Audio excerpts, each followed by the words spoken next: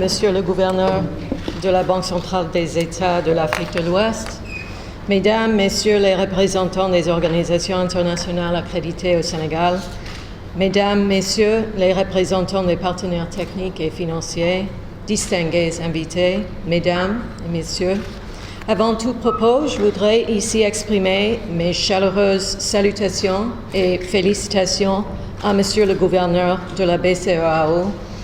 pour la tenue de cette table ronde en vue de mobiliser les financements et partenariats nécessaires à l'exécution de la stratégie régionale d'inclusion financière.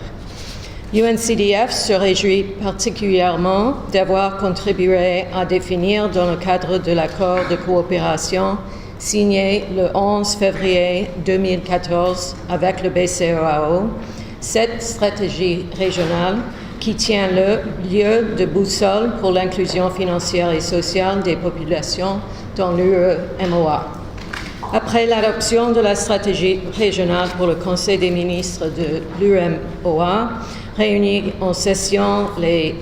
24 et 25 juin à Lomé, la présente rencontre marque un tournant décisif du processus entamé depuis 2014 et qui confirme, d'une part, la volonté, l'engagement de la BCEAO à positionner la finance inclusive comme l'un des instruments phares de promotion du développement pro-pauvre et d'autre part, la nécessité de conforter la microfinance en tant que locomotive de l'inclusion financière. Comme vous le savez, la problématique du financement de développement n'a jamais fait l'objet d'autant d'attention depuis la 4e conférence des Nations Unies sur les pays les moins avancés qui s'est tenue le 13 mai 2011 à Istanbul, en Turquie. En effet, cette conférence a rappelé le rôle important qui pouvait jouer le secteur privé dans le financement du développement, notamment en ce qui concerne les investissements dans les secteurs productifs, créateurs d'emplois et générateurs de revenus. Mieux, le secteur privé local, particulièrement celui des micro, petites et moyennes entreprises, apparaît comme un régulateur dans la distribution de la richesse nationale, en ce qu'il offre des opportunités économiques et d'emploi aux populations faibles et marginalisées, contribuant ainsi à réduire les inégalités, à accroître le bien-être et à reconstruire la dignité humaine. Plus près de nous, la conférence d'Addis Abeba fait de la mobilisation des ressources domestiques une source complémentaire et crédible pour le financement du développement. Enfin, l'inclusion financière est aujourd'hui considérée par le G20 comme l'un des préalables pour assurer le développement économique et social. Cela a d'ailleurs abouti à la mise en place en 2010 d'une importante initiative connue sous le Partenariat global pour l'inclusion financière et qui a défini 9 principes fondateurs d'une stratégie d'inclusion financière. Soutenue par plus de 80 pays en développement et émergents, la déclaration de Maya de 2011 de l'Alliance pour l'inclusion financière est la première série mondiale d'engagements mesurables pour accroître l'inclusion financière. 4 domaines clés sont actuellement couverts par la déclaration de Maya. Les services financiers via téléphone mobile, des cadres réglementaires proportionnés, la protection et l'éducation des consommateurs et le dernier, mais non moins important, la collecte des données. La mise en œuvre de ces actions dans les différents pays devrait permettre à terme de financiariser les 2 milliards d'adultes exclus du système financier formel selon le Global Findex 2014. Ces nouveaux constats ont fait affirmer au secrétaire général des Nations Unies, Ban Ki-moon, que seul un changement des mentalités sur la façon de percevoir les pays les moins avancés peut permettre à la communauté internationale de prendre les mesures appropriées en leur faveur. Selon lui, les PMA regorgent de potentialités économiques largement inexploitées. leur fournir une aide et donc moins une action de charité qu'un investissement productif. En optant pour l'élaboration d'une stratégie régionale d'inclusion financière, la BCEAO a ainsi décidé de compter sur la contribution du secteur privé et des innovations technologiques pour réaliser son contrat social dans l'UEMOA, garantissant un meilleur avenir des jeunes, aux femmes, aux faibles économiques actifs, où qu'ils se trouvent. Au regard de cela, tous les acteurs doivent saisir l'opportunité de cette stratégie régionale pour faire de l'inclusion financière un véritable outil d'inclusion sociale des couches défavorisées, un instrument de financement de secteurs phares comme l'agriculture, la pêche, l'artisanat, le tourisme, ainsi que les technologies de l'information et de la communication.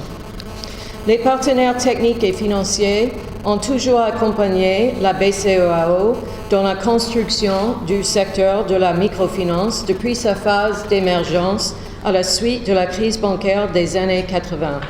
Cet accompagnement s'est davantage renforcé avec le programme d'appui de la finance décentralisée, PRAFID. En effet, grâce à une contribution du Luxembourg, en complément de ses ressources propres et en partenariat avec le projet AFR 017, UNCDF a soutenu la mise en œuvre du PRAFID à travers le projet du consortium SIGAP, SIDA, UNCDF. C'est justement sur la base des leçons apprises de ces partenariats que l'UNCDF a fourni un appui à la BCEAO pour élaborer la stratégie régionale d'inclusion financière. Cette stratégie régionale a été développée de manière consultative et participative avec les États, les institutions de microfinance et leurs associations professionnelles ainsi que les partenaires techniques et financiers. La stratégie régionale offre une plateforme unique pour porter un certain nombre de thématiques essentielles, à la fois pour la consolidation du secteur de la microfinance, mais aussi pour le développement des innovations qui permettront d'accroître la portée et l'impact de l'inclusion financière et son lien avec l'économie réelle dans la sous-région. Tel est le cas, par exemple, pour les services financiers digitaux, les innovations en soutien au financement de l'agriculture, le rôle de l'inclusion financière pour favoriser les opportunités d'emploi et d'activité économique pour les jeunes et les femmes. Dans un environnement en pleine mutation, l'opérationnalisation rapide de cette stratégie nous paraît prioritaire afin de contribuer à améliorer le bien-être des populations de la sous-région. L'inclusion financière est devenue si importante dans la construction du capital humain que le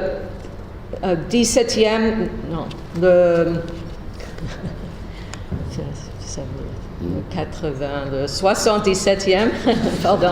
Assemblée générale des Nations unies a adopté le 22 décembre 2015 la résolution 7189, amélioration de l'accès aux services financiers pour le développement durable, reconnaissant ainsi l'inclusion financière comme un outil vital pour la mise en œuvre des objectifs de développement durable. C'est pour cela que nous voudrions ici lancer un appel à la communauté internationale et à nos collègues partenaires techniques financiers à soutenir, sous le leadership de la BCEAO, la stratégie régionale en vue de favoriser une finance inclusive de qualité au service des populations et acteurs économiques dans toute la sous-région.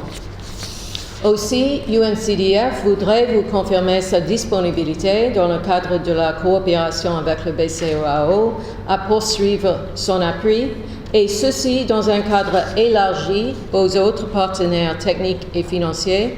en vue d'asseoir un mécanisme de financement adéquat du plan d'action de la stratégie régionale d'inclusion financière. Nous voudrions terminer nos propos en exprimant notre gratitude au gouvernement de la BCEAO pour avoir bien voulu associer les partenaires techniques et financiers à cet important événement qui constitue la table ronde pour le financement de la stratégie régionale.